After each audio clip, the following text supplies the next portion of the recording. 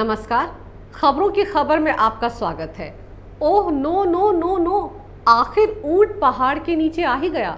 सैया भय कोतवाल तो डर कैसा कि सारा तामझाम भी रिया चक्रवर्ती के कहीं काम ना आया।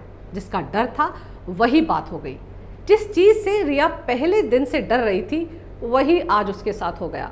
जी हाँ, इसी पल का इंतजार तो इस देश की 130 करोड़ जनता, नहीं 100 करोड़ जनता, आंकड़ों का हिसाब आप खुद ही लगा लीजिए।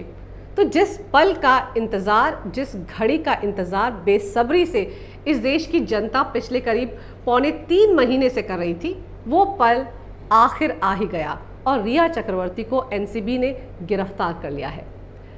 आई तो वो पूछताछ के लिए ही थी, लेकिन धर ली गई। हमने तो पहले ही कह दिया था कि आज जब वो एनसीबी के दफ्तर पूछताछ के लिए आएगी तो 2-4 जोड़ी कपड़े लेकर ही आए तो बेहतर रहेगा। और देखिए, हमारी बात तो 100 आने सच हो गई और रिया मैडम गिरफ्तार हो गई। मुझे तो चिंता हो रही है महेश भट्ट की और रिया के नए नवेले गुरु अनुराग कश्यप की भी। कलेजे पर सांप लौट रहे होंगे इन लोगों के। पता नहीं इन लोगों ने तो अब तक मैसेज भी कर दिया होगा, आई एम सॉरी बाबू। वैसे भाई ने भी क्या धर्म निभाया। रिया के लाडले छोटे भाई शौविक चक्रवर्ती ने ही अपनी दीदी की गिरफ्तारी का रास्ता साफ कर दिया था। उससे जो भी सवाल एनसीबी ने पिछले 2 दिन में पूछे थे, उसने हर सवाल का ठीकरा दीदी पर ही फोड़ दिया था। उसका कहना था कि दीदी ने जो कुछ कहा वो उसने किया। वैसे माया नगरी मुंबई में दीदी का जलवा बड़ा कमाल का है। जरा सोचिए, कितना नाच नचाया है रिया चक्रवर्ती ने बॉलीवुड गैंग को। कौन कौन उसको जेल जाने से बचाने के लिए जी जान लगाए हुए थे, दिन रात एक किए हुए थे मैडम रिया के लिए। जरा याद कीजिए उन लोगों के बारे में जो सुशांत की मौत के बाद से साई की तरह रिया को हर पल बचाते आ रहे थे। वो 65 दिन जब मुंबई पुलिस ने सुशांत के मामले की तहकीकात की थी, तो वो 65 दिन तो रिया चक्रवर्ती ने बड़े ठसक के साथ गुजारे थे। जो चाहा वही हुआ। याद है ना, तब किस अंदाज से, किस रुतबे के साथ रिया चक्रवर्ती मुंबई पुलिस के पास पूछताछ के लिए जाती थी।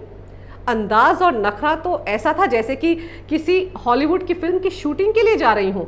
और मुंबई पुलिस का तो कहना ही क्या, कैसे बिछे रहते थे मुंबई पुलिस के आला अधिकारी। रिया रोज सुबह मुंबई पुलिस के दफ्तर जाती थी और शाम को वापस घर आ जाती थी। सुशांत की मौत के बाद जो थ्योरी रिया के गुरु घंटाल बुड्ढा महेश भट्ट ने शुरुआत में फैला दी थी, वही सबने रट ली थी। सारे के सारे रट्टू तोता बनकर वही बात दोहराते चले गए। सुशांत की मौत के करीब 2 घंटे बाद मुंबई पुलिस ने ऐलान कर दिया था कि डिप्रेशन में आकर सुशांत ने आत्महत्या कर ली। फिर वही डायलॉग उद्धव ठाकरे सरकार के गृह मंत्री अनिल देशमुख ने भी दोहरा दिया और फिर वही डायलॉग शिवसेना नेता संजय राउत ने भी बोल दिया। उन्हें लग रहा था कि 100 बार अगर एक झूठ को दोहरा देंगे तो शायद वही सच साबित हो जाएगा। वही सब रट्टू तोते आज अपना सिर पीट रहे होंगे। तब तो ऐसा लग रहा था जैसे कि इन सब के सब रट्टू तोतों की जान रिया चक्रवर्ती में ही बसती थी। याद है ना, जब सुशांत के परिवार ने पटना पुलिस में रिया के खिलाफ एफआईआर दर्ज करवाई थी, तब इन सारे रिया के चमचों और रंगे हुए सियारों के चेहरों पर कैसे हवाइयां उड़ गई थी। सारे के सारे बौखला गए थे। उद्धव ठाकरे सरकार, मुंबई पुलिस और बॉलीवुड गैंग सब के सब रिया के पीछे लामबंद होकर खड़े हो गए थे। याद है ना, कैसे रिया रोती गाती सुप्रीम कोर्ट पहुंच गई थी, ये कहते हुए कि पटना पुलिस इस मामले की जांच ना करे, इस मामले की जांच सिर्फ मुंबई पुलिस ही करे। और मज़ेदार तो यह है कि रिया के साथ महाराष्ट्र की उद्धव ठाकरे सरकार और मुंबई पुलिस भी सुर में सुर मिला रही थी।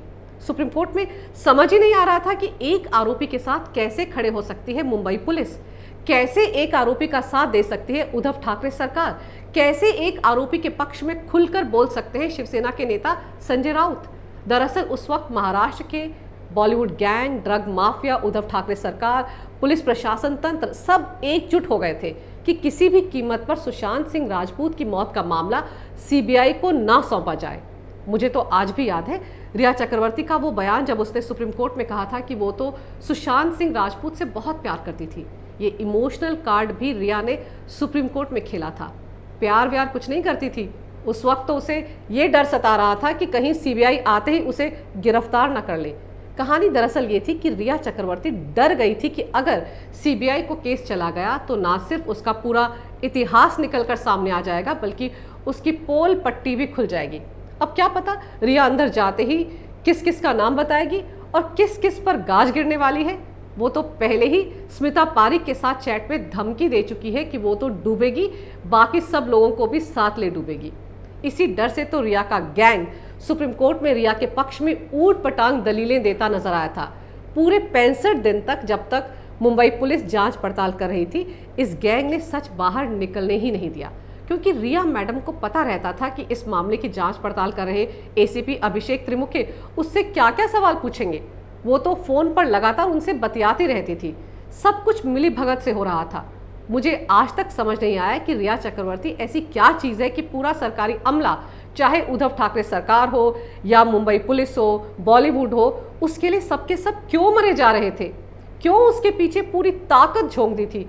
और तो और सतीश माने शिंदे जैसा वकील, जो कि संजय दत्त और सलमान खान जैसे हाई प्रोफाइल केस लड़ चुका है, वो भी आनन फानन में रिया का केस लड़ने को तैयार हो गया। 2010 में यही सतीश माने शिंदे एक हेयरिंग के 10 लाख रुपए लेते थे, और अब तो 2020 है, तो सोच लीजिए कितना महंगा वकील रिया को कैसे मिल गया।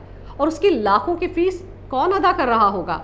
जिस रिया के पास 50 लाख के लोन की 17,000 की EMI भरने के पैसे नहीं है, वो बेचारी अबला नारी कैसे इतने महंगे वकील की फीस अदा कर रही होगी। जनाब, ये सारा किया धरा दरअसल बॉलीवुड गैंग, ड्रग माफिया, बड़े बड़े नेताओं का है, जो ये जानते हैं कि रिया के गिरफ्तार होते ही वो सब फंस जाएंगे। उन सब के चेहरों पर बड़ा नकाब हट जाएगा। अब देखिए, रिया तो हो गई है गिरफ्तार, तो अब ये सारे के सारे रंगे हुए सियार जो बेले हो गए हैं, फ्री हो गए हैं, इनके पास कोई काम नहीं बचा। सारा काम तो खत्म हो गया। पिछले करीब 3.25 महीने से सोते जागते ये सब के सब रिया को जेल से बचाने की कवायद में ही लगे पड़े थे। तो वो बात तो और है कि अब इन्हें खुद को बचाने की भी सोचनी पड़ेगी। वैसे जिस रिया को बचाने के लिए पूरी ताकत लगा दी थी महाराष्ट्र की उद्धव ठाकरे सरकार ने, मुंबई पुलिस ने, ड्रग माफिया ने और बॉलीवुड गैंग ने, वो रिया देखो कितनी बेवफा निकली। गई तो एनसीबी में पूछताछ के लिए थी और वापस लौटी ही नहीं। एक बार भी उसने मुड़कर इन लोगों की तरफ देखा तक नहीं। सोचिए कितना मातम पसरा होगा इस वक्त इन सबके घरों में। और मुंबई पुलिस तो किसी काम की है ही नहीं। ना ये सुशांत की मौत की सही तरीके से जांच कर पाई, ना दिशा के केस को सुलझा पाई, और ना ही रिया चक्रवर्ती को गिरफ्तार होने से बचा पाई। बताइए कैसी है ये मुंबई पुलिस। रिया को गिरफ्तारी से ना बचाने के लिए तो उद्धव ठाकरे को तुरंत मुंबई के पुलिस कमिश्नर परमवीर सिंह को बर्खास्त कर देना चाहिए। और क्या वो जो अभिषेक त्रिमुखे है, वो भी किसी काम का नहीं निकला। और एनसीपी के नेताओं का दर्द भी हमको आज समझना होगा। सब छाती पीट रहे होंगे कि रिया कब किसका नाम उजागर कर देगी। लानत है उद्धव ठाकरे सरकार पर, बॉलीवुड गैंग पर और मुंबई पुलिस पर। ये सब भी मिलकर एक अदना सी लड़की को, मेरा मतलब रिया को, गिरफ्तारी से बचा ही नहीं पाए। और आखिर वो अपनी करनी का फल भोगने के लिए आज सलाखों के पीछे पहुंच गई। सच तो यह है कि इस ड्रामेबाज 1.5 फिल्म की स्ट्रगलिंग एक्ट्रेस को आज से करीब 3 महीने पहले ही गिरफ्तार कर लिया जाना चाहिए था।